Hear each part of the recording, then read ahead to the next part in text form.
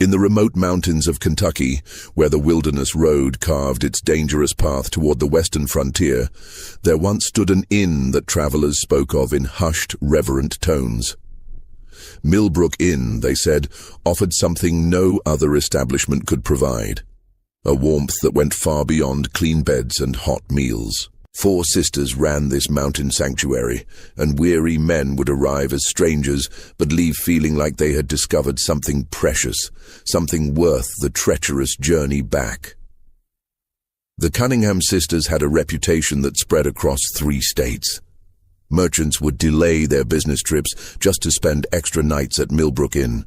Cattlemen would take dangerous detours through hostile mountain passes rather than miss the opportunity to experience the sisters' legendary hospitality. And those who had stayed there spoke of comforts that lonely travelers rarely found. Attention so personal, so intimate, that grown men would weep when it came time to leave. But in the winter of 1851, something changed. Travelers began arriving at settlements throughout Kentucky with disturbing tales. The road to Millbrook Inn, they claimed, had become littered with abandoned wagons and riderless horses. Local authorities dismissed these reports as frontier hysteria until a pattern emerged that could no longer be ignored. Dozens of men had vanished without a trace, and the last place anyone remembered seeing them was on the winding mountain path that led to the Cunningham sisters' welcoming door. Before we continue with the story of what really happened in those isolated Kentucky mountains, I need you to do something for me. Hit that subscribe button and ring the notification bell. You won't want to miss stories like this. And tell me in the comments, what state are you listening from? I love connecting with listeners from across the country who share my fascination with America's buried secrets. What authorities were about to discover would reveal that the warmth travelers found at Millbrook Inn came with a price far more terrifying than anyone could have imagined. The year was 1831 when Jeremiah Cunningham succumbed to consumption, leaving behind a thriving mountain estate and 4 daughters ranging in age from 16 to 26. Located in the remote highlands between Virginia's Shenandoah Valley and the Kentucky frontier, the Cunningham property sprawled across 800 acres of fertile mountain land, complete with livestock, grain fields, and most importantly, a strategically positioned inn that served travelers heading west on the wilderness road. Margaret, the eldest at 26, possessed the sharp mind of a born businesswoman and the cold, calculating nature that would later prove so deadly. Catherine, 24, had inherited their mother's ethereal beauty and an almost supernatural ability to make any man feel like the most important person in the world. Sarah, 22, shared her late mother's knowledge of mountain herbs and their various properties, knowledge that would prove far more sinister than anyone imagined. And Elizabeth, the youngest at 16, possessed an innocent charm that could disarm even the most suspicious traveler. The Cunningham estate had been built by their grandfather in 1798, when the wilderness road was little more than a dangerous trail carved through hostile territory. By 1831, it had evolved into one of the most respected stopping points for merchants, settlers, and adventurers heading toward the promise of Kentucky's bluegrass country. The main house, a substantial 2-story log structure with stone foundations, sat prominently on a ridge overlooking the valley below. The inn portion consisted of 6 comfortable guest rooms, a large common area with massive stone fireplaces, and a kitchen capable of feeding dozens. What made the Cunningham place special wasn't just its location or amenities. It was the reputation for hospitality that had been carefully cultivated over 3 decades. Travelers would speak in towns hundreds of miles away about the warmth of the Cunningham welcome, the quality of their mountain whiskey, and the comfort of clean beds after weeks on dangerous roads. Jeremiah had built something more valuable than gold: trust. The property employed a small but loyal staff. Ezra Hawthorne, a weathered mountain man in his 50s, had worked as foreman since the inn's early days. His knowledge of the mountains was encyclopedic, and his loyalty to the Cunningham family was absolute. 2 German immigrants, the Zimmer brothers, Klaus and Heinrich had arrived 3 years earlier, seeking work and stability in the New World. They lived in a cabin near the property's eastern boundary and managed the livestock and agricultural operations with Germanic efficiency. The autumn of 1831 marked the beginning of what locals would later remember as the inn's golden years. The sisters, initially working together out of necessity, discovered they possessed a remarkable ability to make guests feel not just welcome, but genuinely cherished. Margaret's business acumen kept the operation profitable. Catherine's charm kept guests lingering longer than planned. Sarah's knowledge of mountain cooking and medicinal teas enhanced their reputation for comfort, and Elizabeth's youthful enthusiasm made even the weariest traveler smile. But something darker was stirring beneath this facade of mountain hospitality. The isolation that had once protected the Cunningham family from the dangers of frontier life now provided something else entirely: privacy. And privacy, for 4 young women with sharp minds and few scruples, could be a dangerous thing indeed. It was a November evening in 1832 when Thomas Kellerman arrived at Millbrook Inn, and with him the first hint of the darkness to come. Kellerman was a cattle buyer from Richmond, traveling alone with a substantial purse of gold coins intended for purchases in Kentucky. He was a man of 45 years, recently widowed, with no children and few close ties. Precisely the type of guest the sisters would later learn to identify with terrifying precision. The temperature had dropped below freezing, and a light snow was beginning to fall when Kellerman's horse stumbled up the winding path to the inn. Margaret greeted him at the door with her practiced smile, noting immediately the quality of his clothes, the weight of his saddlebags, and most importantly, the loneliness in his eyes. A man traveling alone just 1 year after losing his wife was carrying more than just money. He was carrying a desperate need for human connection. "Welcome to Millbrook Inn," Margaret said, her voice carrying just the right mixture of professionalism and warmth. "I'm Margaret Cunningham, and these are my sisters. We'll make sure your stay is everything you need it to be." Kellerman's eyes brightened as he took in the warm glow of the common room, the smell of Sarah's venison stew, and the sight of Catherine arranging fresh wildflowers despite the season. This was exactly what a lonely widower needed: a place where beautiful, attentive women would treat him like family rather than just another paying customer.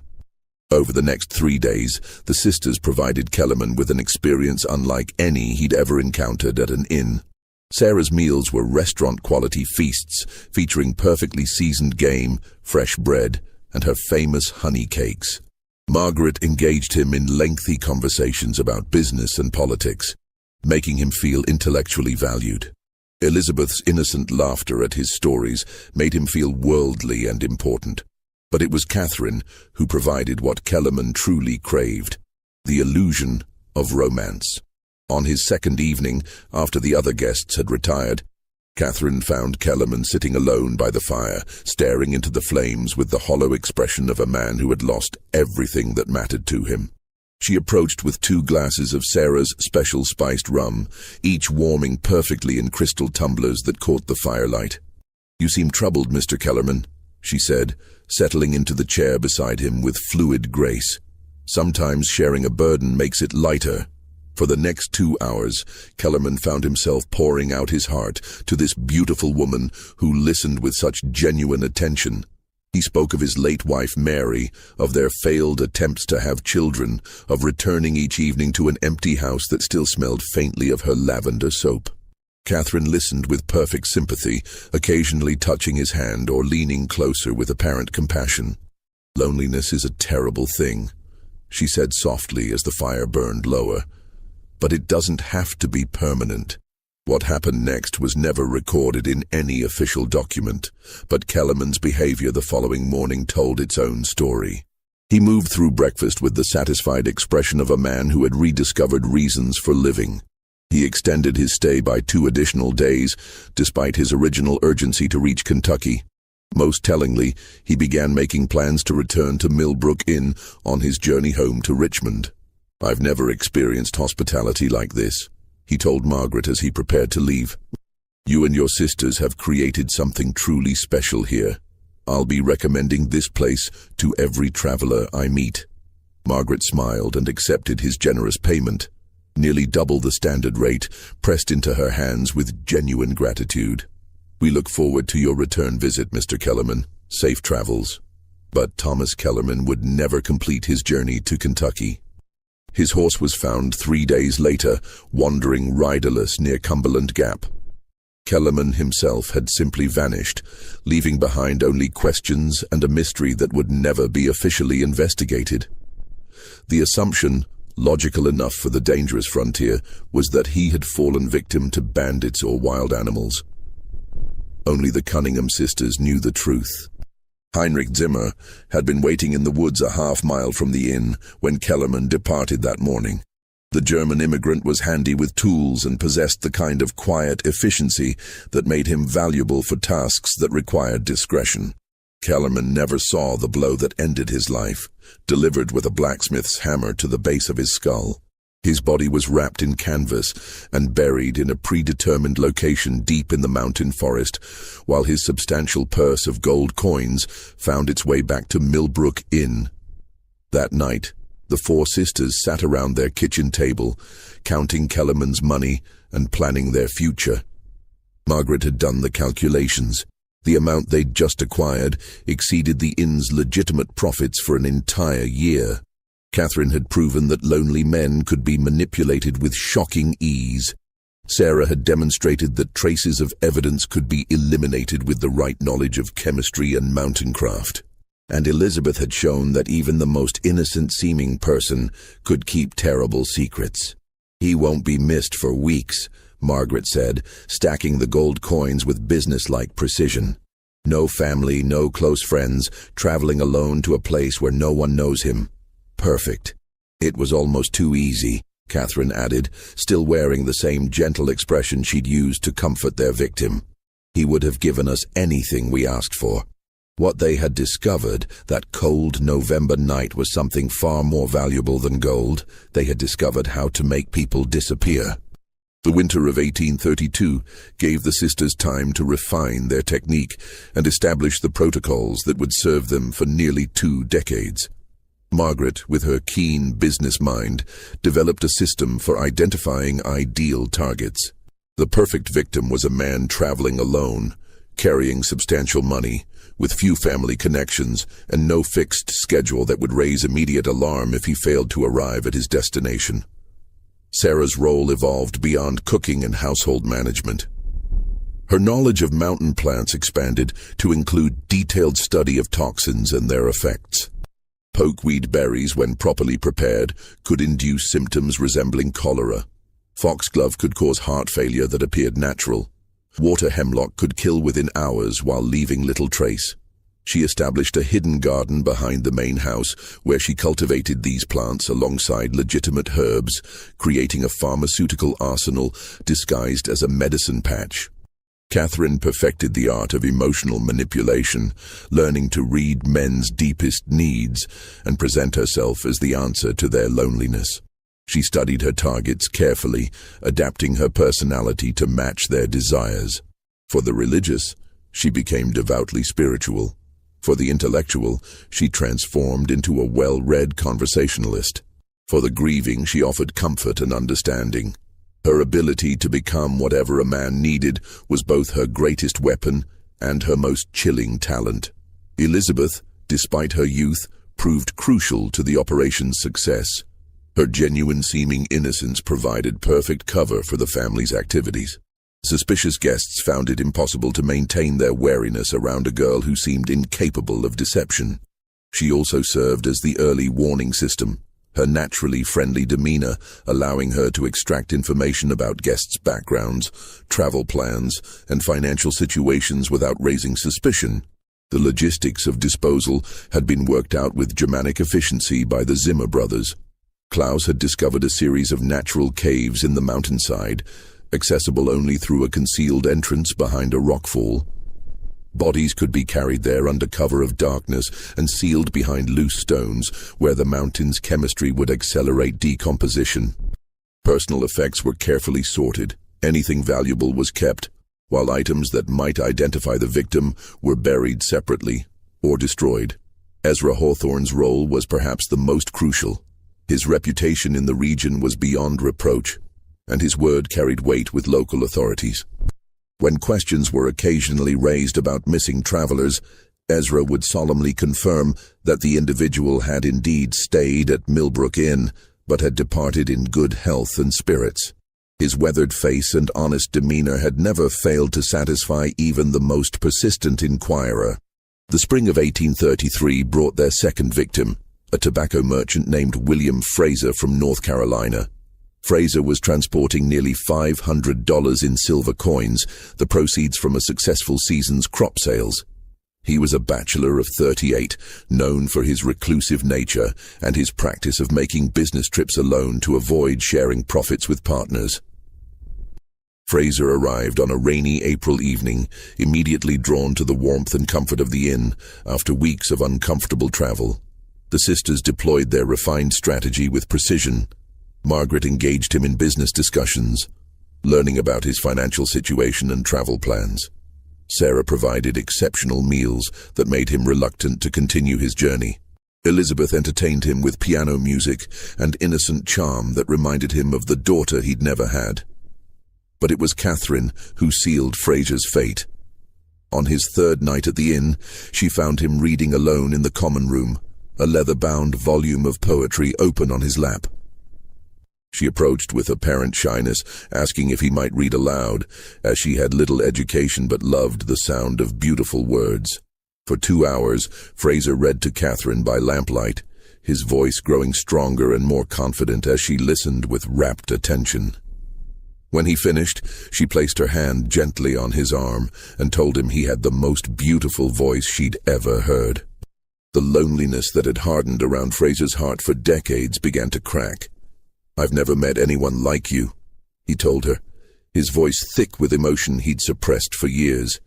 "You make me feel alive again." "Then don't leave tomorrow," Catherine replied, her eyes reflecting the lamplight with perfect, calculated sincerity. "Stay another day. Let me listen to you read again." Fraser extended his stay by a week, during which Catherine gradually increased their intimacy while Sarah began introducing small amounts of pokeweed extract into his evening tea. The symptoms began subtly: mild stomach discomfort, slight dizziness, nothing alarming enough to cause immediate concern. Fraser attributed his malaise to the stress of travel and the emotional upheaval of his unexpected romantic feelings. On his final night at Millbrook Inn, Catherine invited Fraser to join her for a private dinner in her room. Sarah had prepared his favorite meal, along with a bottle of wine laced with a carefully calculated dose of water hemlock extract. As Fraser sat across from Catherine in the intimate candlelight, sharing his dreams and fears with a woman he believed might change his life forever, he had no idea he was already dying. The poison worked exactly as Sarah had predicted. Fraser's death appeared to be a sudden heart attack, brought on by excitement and overexertion. His body was discovered the next morning in Catherine's bed, apparently having died peacefully in his sleep after a night of passion.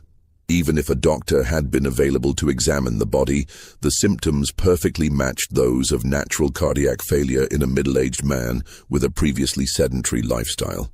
Fraser was buried with appropriate solemnity in the inn's small cemetery, a final touch that Margaret had added to their operation. A proper grave, complete with a carved headstone, gave the appearance of respectful treatment while actually serving as the perfect hiding place. The cemetery contained the graves of several generations of Cunningham family members, making additional burials unremarkable to local observers. Fraser's money and valuable personal effects disappeared into the sisters' growing treasury, while his wagon and horses were sold to traveling merchants passing through weeks later. His disappearance was attributed to a decision to settle in Kentucky rather than return to North Carolina, a plausible explanation that no one thought to question too closely. By the end of 1833, the sisters had perfected a system that was virtually undetectable. They had learned to space their crimes carefully, never targeting more than 4 or 5 victims per year to avoid creating patterns that might attract attention.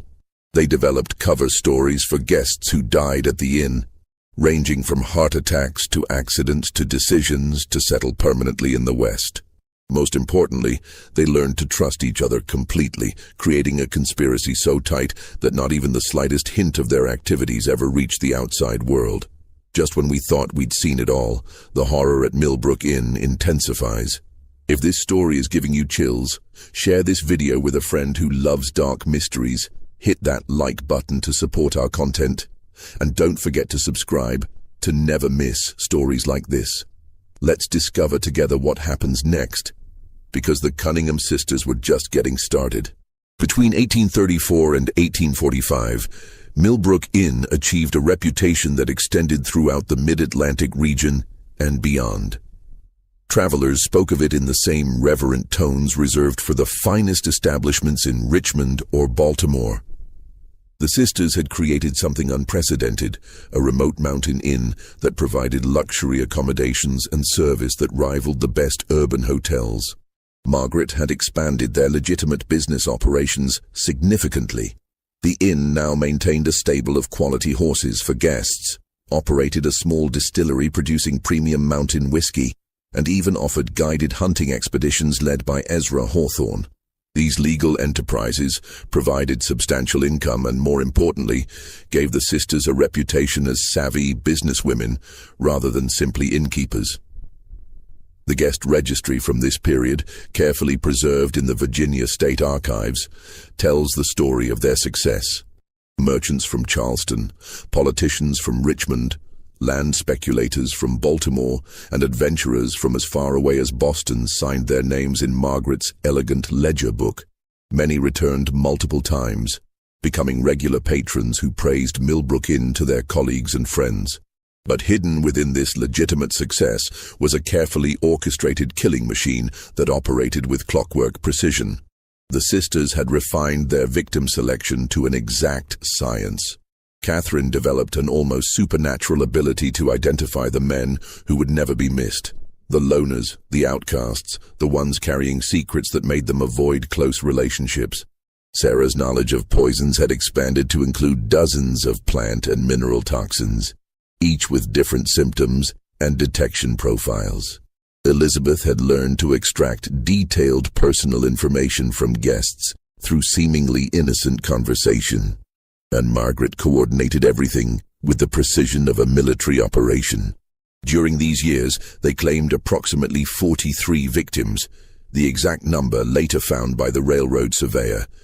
Each death was carefully planned and executed according to strict protocols that minimized risk while maximizing profit. The sisters developed detailed profiles of their targets, sometimes observing potential victims for weeks before making their final decision.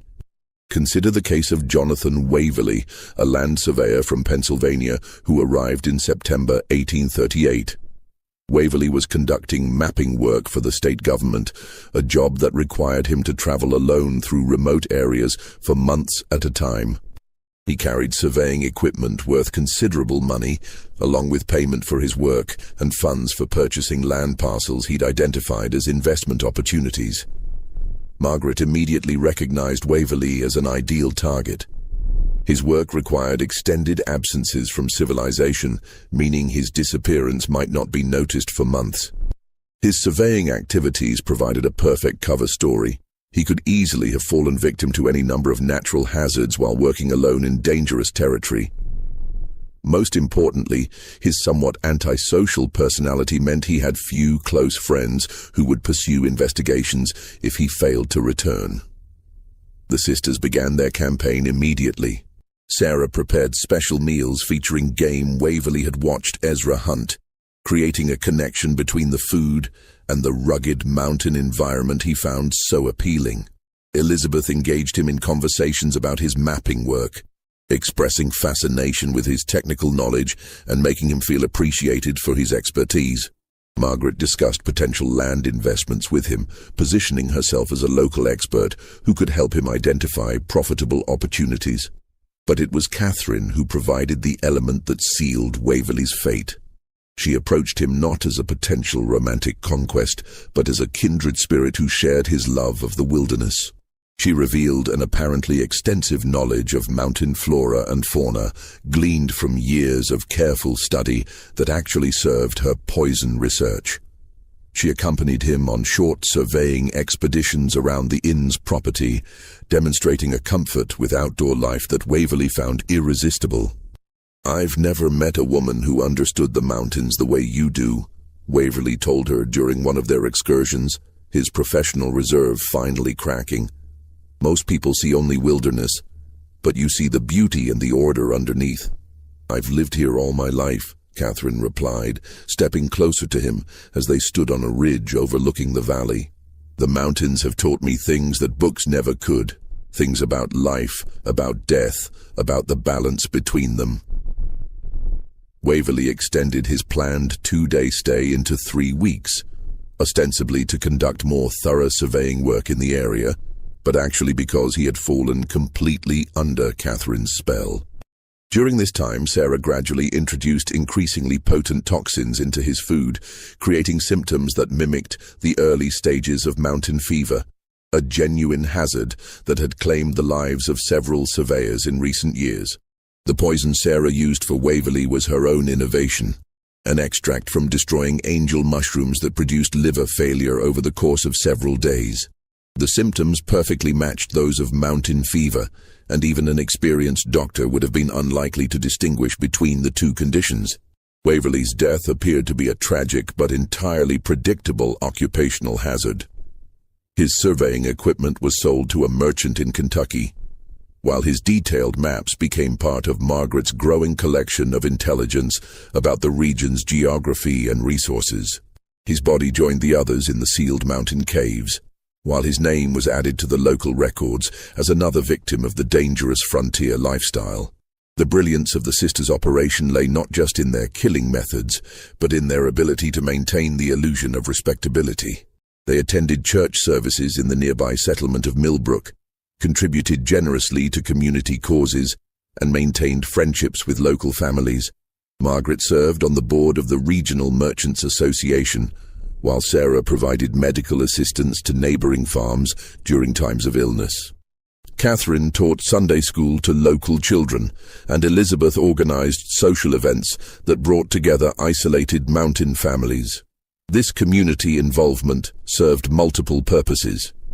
It provided them with alibis and character witnesses for times when questions might be raised about missing guests.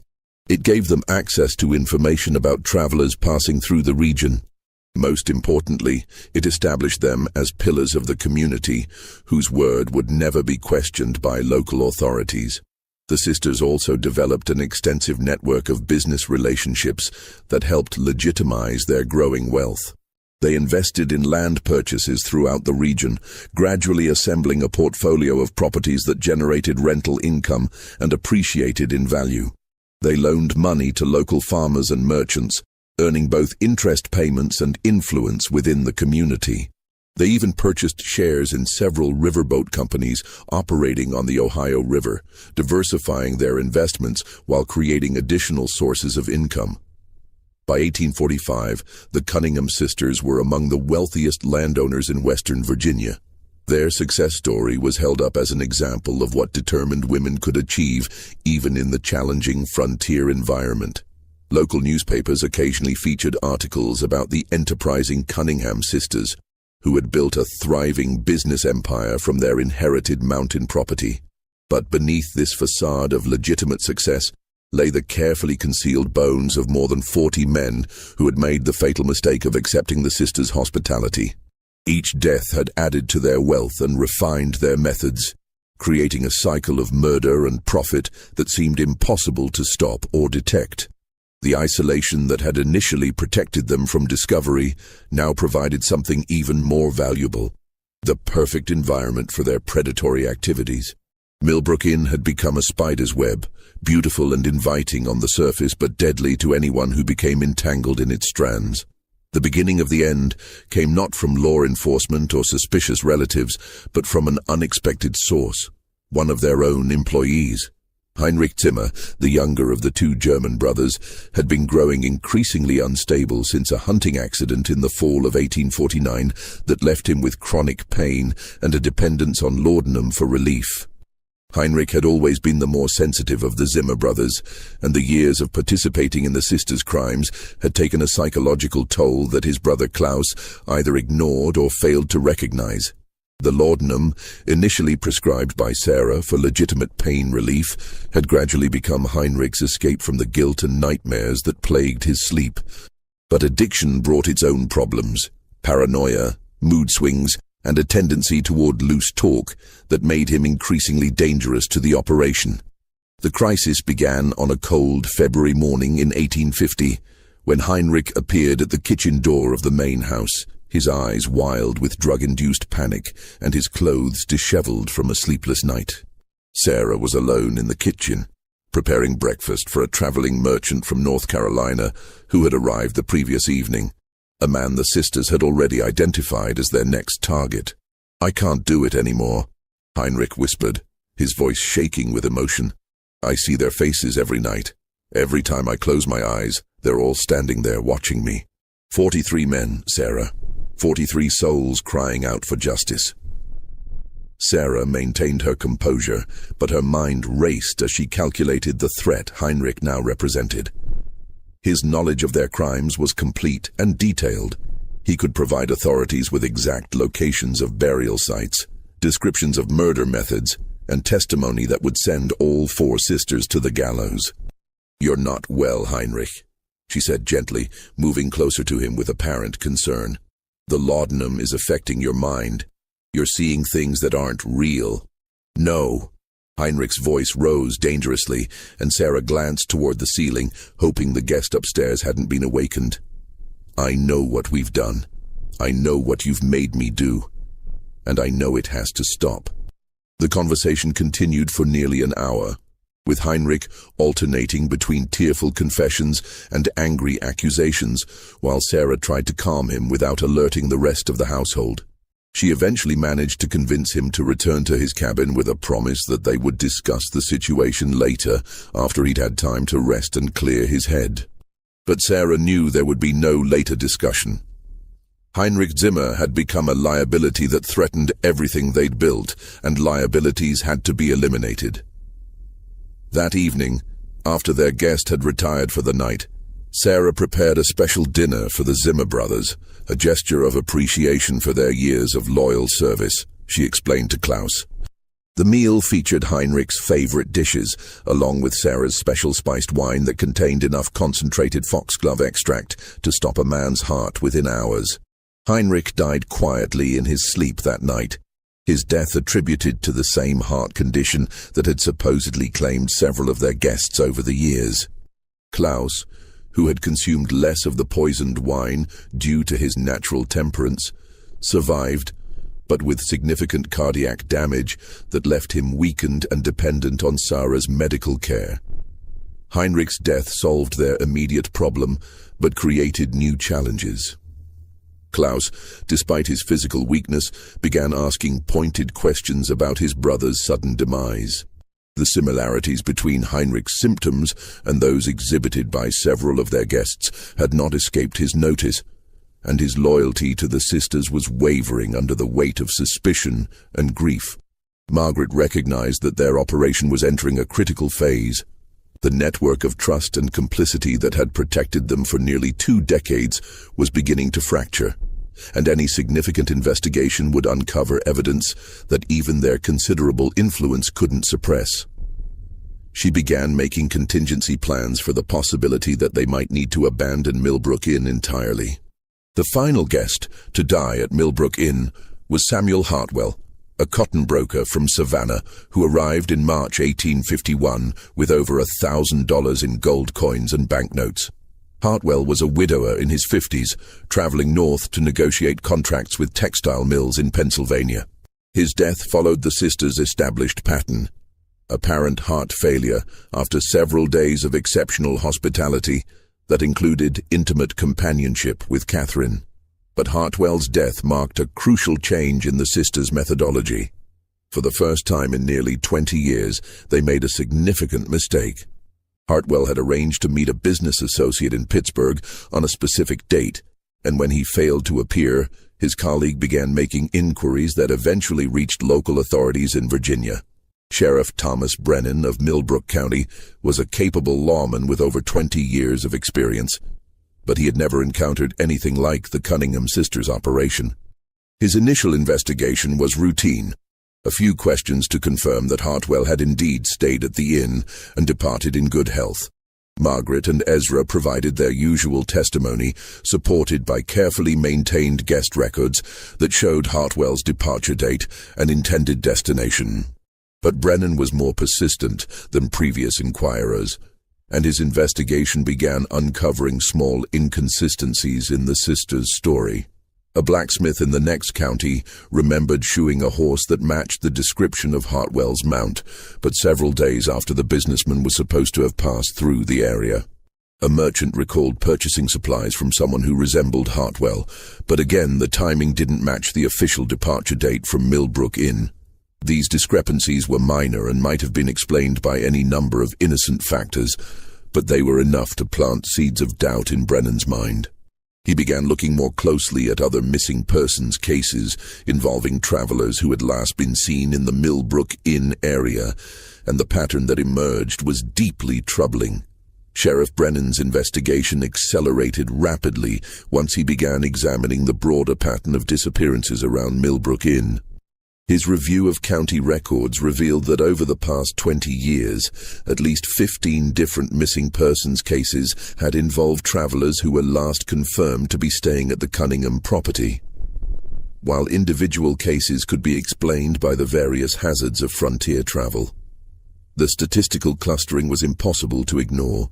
Brennan was careful not to alert the sisters to his investigation, conducting his inquiries discreetly and avoiding direct contact with anyone connected to the inn. His breakthrough came when he interviewed Klaus Zimmer during one of the German immigrants' rare trips to town for supplies. Klaus, still grieving his brother's death and increasingly suspicious about the circumstances surrounding it, proved more talkative than usual. "My brother Heinrich. He was troubled before he died," Klaus told Brennan during what appeared to be a casual conversation outside the general store. "He spoke of things that kept him awake at night. The mountains hold many secrets, Sheriff, and not all of them should stay buried." This cryptic statement might have meant nothing to a less experienced investigator, but Brennan recognized the signs of a man struggling with dangerous knowledge. He arranged a private meeting with Klaus at a location far from Millbrook Inn, where the full truth finally began to emerge. Klaus's confession was halting and incomplete. Years of fear and loyalty struggled against guilt and suspicion as he revealed fragments of what he knew. He couldn't bring himself to explicitly accuse the sisters of murder, but he provided enough details about mysterious late-night activities, unexplained burials, and his brother's growing distress to give Brennan the evidence he needed to obtain search warrants. The raid on Millbrook Inn was conducted at dawn on April 15, 1851, with a force of 8 armed deputies surrounding the property to prevent escape. Brennan had coordinated with federal marshals to ensure that any evidence found would be properly handled, recognizing that the case might involve crimes across state lines. The sisters met the arrival of law enforcement with characteristic composure. Margaret greeted Brennan at the front door with polite concern, expressing hope that she could assist with whatever investigation had brought him to their property. Catherine appeared genuinely distressed by the suggestion that anything improper might have occurred at their respectable establishment. Sarah offered to prepare refreshments for the officers, while Elizabeth seemed confused and frightened by the accusations being leveled against her family. But their practiced performances couldn't conceal the physical evidence that 20 years of murder had left behind. The search of the main house revealed several items that clearly belonged to missing travelers. A distinctive silver pocket watch engraved with Samuel Hartwell's initials, a leather portfolio containing business documents belonging to Thomas Kellerman, and a collection of personal letters and photographs that represented dozens of different victims. More damning still was Sarah's carefully maintained garden of poisonous plants, which included several species that had no legitimate medicinal applications. Her collection of books on botany and chemistry revealed an expertise in toxicology that went far beyond the knowledge required for normal household remedies. Hidden in her private room, investigators found detailed notes describing the effects and dosages of various plant toxins, along with records that clearly corresponded to the deaths of specific guests. The discovery of the burial caves was the final piece of evidence needed to confirm the scope of the sisters' crimes. Klaus, facing charges as an accessory to murder, led investigators to the concealed entrance behind the rockfall. Inside the caves, exactly as the railroad surveyor would find them months later, were the skeletal remains of 43 men, along with personal effects worth thousands of dollars. Each skeleton told its own story of violent death. The puncture wounds found at the base of several skulls indicated that some victims had been killed quickly with sharp instruments, likely while they were unconscious from poison or alcohol. Others showed signs of strangulation or suffocation. A few appeared to have died from poison alone, their bones showing the chemical changes associated with heavy metal toxicity. The trial of the Cunningham sisters became one of the most sensational legal proceedings in Virginia history. Newspapers throughout the country covered the case, fascinated by the story of 4 women who had operated one of the most successful criminal enterprises in American history. The prosecution, led by Commonwealth's attorney Daniel Hutchinson, presented overwhelming evidence of a conspiracy that had lasted nearly 20 years and claimed more than 40 lives. Margaret maintained her innocence throughout the proceedings, claiming that any evidence found at the inn had been planted by enemies seeking to destroy their family's reputation. Catherine broke down completely during her testimony, alternating between denials and tearful confessions that implicated all 4 sisters in the murders. Sarah refused to speak at all, maintaining a stoic silence that many interpreted as an admission of guilt. Elizabeth, the youngest and most sympathetic defendant, claimed to have been coerced by her older sisters and begged for mercy from the court. The defense strategy focused on the isolation and vulnerability of 4 orphaned women, trying to survive in a dangerous frontier environment. The sisters' attorney, Marcus Fairfield, argued that they had been driven to desperate measures by circumstances beyond their control, and that their youth and gender should be considered as mitigating factors in their sentencing. But the overwhelming evidence and the shocking scope of their crimes made any sympathy difficult to sustain. The jury deliberated for less than 3 hours before returning guilty verdicts for all 4 defendants on multiple counts of murder in the first degree. The sentencing was swift and final. Margaret, Catherine, and Sarah were condemned to hang, their execution scheduled for October 12, 1851. Elizabeth, largely due to her age at the time the crimes began and her apparent cooperation with authorities, received a sentence of life imprisonment without possibility of parole. The executions were carried out as scheduled on a grey October morning, with hundreds of spectators gathering to witness the end of the Cunningham sisters' story. Margaret faced her death with the same cold composure she had shown throughout the trial, offering no final words of remorse or explanation. Catherine and Sarah stood together on the scaffold, holding hands as the nooses were placed around their necks, their final moment of sisterly solidarity, a stark contrast to the calculated cruelty they had shown their victims. Elizabeth Cunningham was transported to the Virginia State Penitentiary in Richmond, where she would spend the remaining 37 years of her life.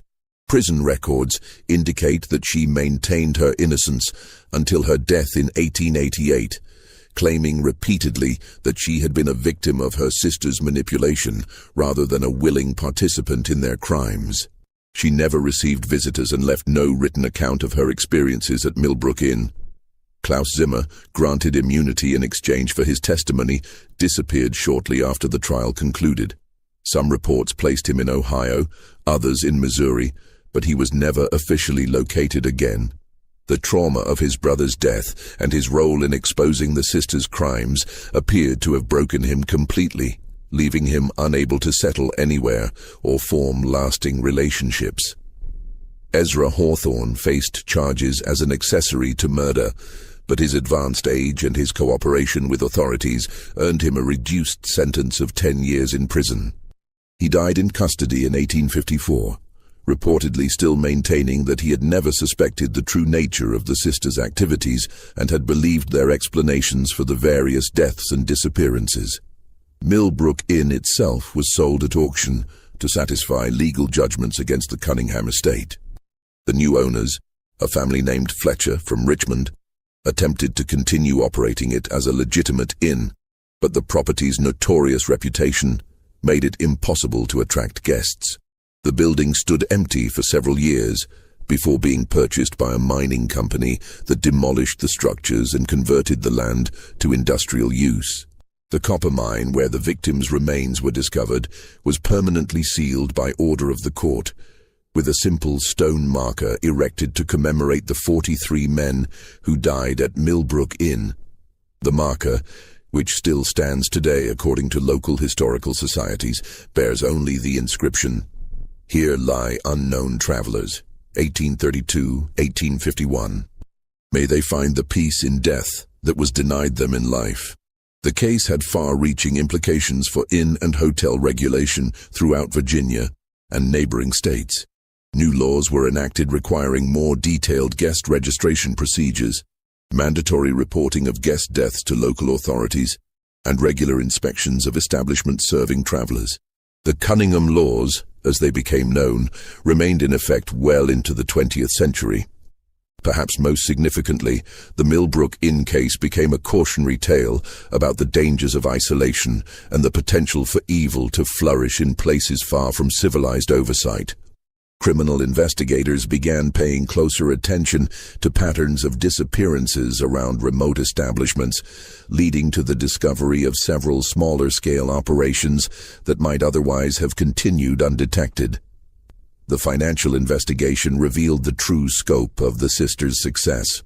Their estate, including land holdings, business investments, and liquid assets, was valued at over $50,000, an enormous fortune for the time period. The money was used to compensate victims' families where possible and to fund improvements to law enforcement capabilities in remote areas of Virginia. Modern criminologists who have studied the case note several factors that contributed to the sisters' remarkable success. Their operation combined careful victim selection, sophisticated killing methods, excellent disposal techniques, and most importantly, a perfect cover story that made their crimes nearly invisible to contemporary investigators. The isolation of their location provided privacy for their activities, while their reputation for hospitality created a steady stream of potential victims. The psychological profiles developed by modern experts suggest that Margaret was the primary architect of the operation, possessing the antisocial personality traits and organizational skills necessary to plan and execute such a complex criminal enterprise. Catherine likely suffered from what would now be recognized as borderline personality disorder, making her capable of forming intense but ultimately meaningless emotional connections with victims. Sarah's expertise with poisons suggests a fascination with death and control that bordered on sadistic. Elizabeth's role remains the most ambiguous. Whether she was a willing participant or a coerced accomplice may never be definitively determined. What makes the Millbrook Inn case particularly chilling is how easily it could have continued indefinitely. Had Heinrich Zimmer not suffered his psychological breakdown, or had Sheriff Brennan been less persistent in his investigation, the sisters might have continued their activities for decades longer. The randomness of their ultimate discovery serves as a reminder that many historical crimes may have gone completely undetected, their perpetrators taking their secrets to unmarked graves. The story of the Cunningham sisters also highlights the vulnerability of travelers in the pre-industrial era. When communication was slow and transportation was dangerous, a man could disappear between two towns and not be missed for months, if ever. The sisters exploited this vulnerability with ruthless efficiency, turning the hospitality industry itself into a weapon against the lonely and isolated. Local folklore in Western Virginia preserved distorted versions of the Millbrook Inn story for generations. Some tales portrayed the sisters as victims of circumstance who were driven to desperate measures by poverty and isolation. Others transformed them into supernatural entities who lured victims through magical means rather than simple manipulation. The truth, as revealed by court records and contemporary accounts, is both more mundane and more terrifying than any ghost story. The physical location of Millbrook Inn remained a source of local superstition well into the 20th century. Hunters and hikers reported finding unusual artifacts in the area: old buttons, pieces of clothing, rusted metal objects that might once have belonged to the sisters' victims. Whether these discoveries were genuine relics or simply the products of overactive imaginations influenced by the location's notorious history remains unknown. Several attempts were made over the years to locate additional burial sites that might contain victims who were disposed of through other methods. Ground-penetrating radar surveys conducted in the 1980s identified several soil anomalies consistent with unmarked graves, but legal and ethical considerations prevented extensive excavation. The possibility remains that the 43 victims found in the mine represent only a portion of the sisters' total kill count. The Cunningham case file, housed in the Virginia State Archives, continues to attract researchers and amateur historians fascinated by one of America's most successful serial killing operations. The detailed records kept by Margaret Cunningham, combined with Sarah's botanical notes, and the physical evidence recovered from the property, provide an unusually complete picture of how such crimes were planned and executed in the 19th century. This mystery shows us how easily evil can hide behind a facade of respectability and how isolation can provide the perfect cover for the most heinous crimes. The story of the Cunningham sisters serves as a reminder that monsters don't always look like monsters. Sometimes they look like charming hostesses offering weary travelers exactly what they need most. What do you think of this story? Do you believe everything was revealed? Or might there be more secrets buried in those Virginia mountains? Leave your comment below and tell me what you think really happened at Millbrook Inn. If you enjoyed this tale and want more horror stories like this, subscribe, hit the notification bell, and share with someone who loves mysteries. The past is full of dark secrets waiting to be uncovered, and I'll be here to help you discover them. See you in the next video, where we'll explore another chapter from America's hidden history of terror.